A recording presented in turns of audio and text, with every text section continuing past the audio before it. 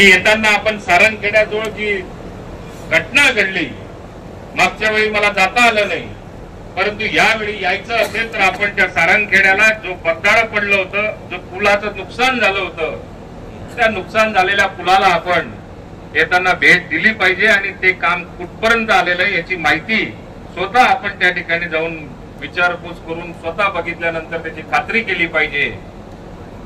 मला कल्पना आहे मग शहाद्यापासून दोंडाच्याकडे जाणाऱ्या रस्त्याची परिस्थिती काय, शहाद्यापासून शिरपूरकडे जाणाऱ्या रस्त्याची परिस्थिती काय, या पुलाचं जे नुकसान झालं त्याच्या बाबतीमध्ये आपण काय केलं पाहिजे.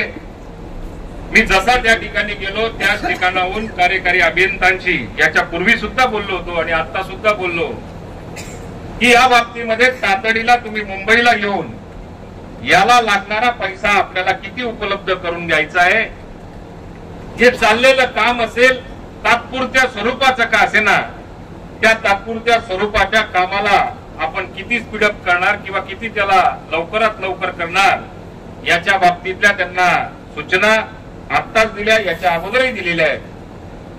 त्याच्यासाठी येणारा भविष्यात सुद्धा प्रॉब्लेम हा सुद्धा मी त्यांच्याबरोबर चर्चा केली. कारण ज्यावेळेला बॅरेजचं काम झालं, त्या बॅरेजचं काम होत असताना त्याच्यासाठी काही टेक्निकल गोष्टी असतात, त्या टेक्निकल गोष्टींचा थोडा दूरदृष्टी ठेवून विचार जर का केला असता, कारण मला जो अनुभव आहे किंवा जे मला ऐकायला मिळालं की लाखो क्युसेस पाणी, शेकडो टीएमसी पाणी ज्या वेळेला पूर येतो, अतिवृष्टी होते किंवा पावसाळ्याच्या दिवसामध्ये पाणी ज्या वेळेला सोडलं जातं आणि ते सोडल्यानंतर त्याचं जे प्रेशर असतं त्या प्रेशरमुळे आज या ठिकाणी बगदाड जर का पडलं असेल तर उद्या काही आपल्याला दुर्घटना सुद्धा आपल्याला बघावी लागेल.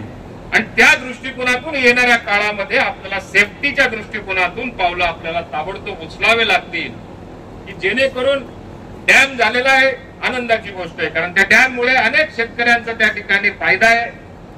डॅम होणं, आपल्या इथं पाणी उपलब्ध होणं हे फार गरजेचं आहे, पण त्याच्याबरोबर सुद्धा दळणवळण सुद्धा आपल्याला तितकंच महत्वाचं असल्यामुळे आपण त्या बाबतीमध्ये येणाऱ्या काळामध्ये या पुलाला सेफ्टी कशी होऊ शकते किंवा याला पर्यायी मार्ग काय निघू शकतो का, पर्यायी पूल काही अजून आपल्याला करता येऊ शकतो का, आणि त्या दृष्टिकोनातून सुद्धा येणाऱ्या काळामध्ये आपल्याला पावलं उचलावी लागतील. तर त्याची मीटिंग बहुतेक दसरा झाल्यानंतर किंवा 5 तारखेच्या आसपास मुंबईला आम्ही त्या ठिकाणी बोलू आणि त्या ठिकाणी मार्ग काढण्याचा नक्की प्रयत्न करू. रस्त्याची जी परिस्थिती आहे, नॅशनल हायवे असला किंवा स्टेट हायवे असला तरी स्टेट हायवेला कुठून आपल्याला पैसा उपलब्ध करावा लागेल.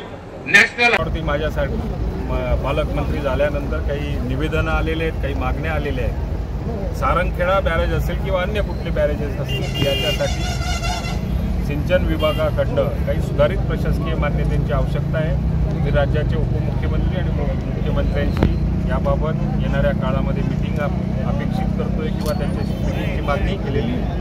आणि या ज्या रखडलेल्या योजना आहेत त्यात उपसा सिंचन योजना असतील किंवा अन्य योजना असतील, या सगळ्या बाबतीमध्ये आपल्याला योग्य ती पावलं आणि सुधारित प्रशासकीय मान्यता लवकरात लवकर मिळवली जाईल.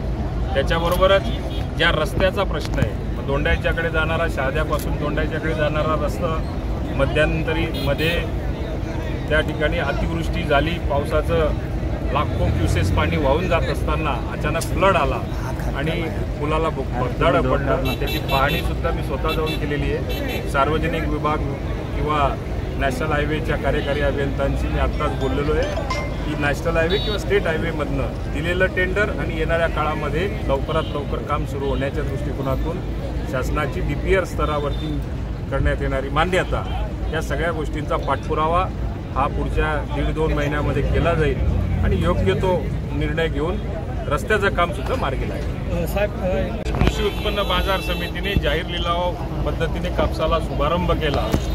मला आत्मविश्वास आहे की शेतकऱ्याला या बाजार समितीच्या माध्यमातून योग्य तो भाव प्राप्त होईल आणि शहादा तालुक्यामधल्या बाजार समितीने उचललेल्या पावलाला कुठेतरी यश प्राप्त होईल.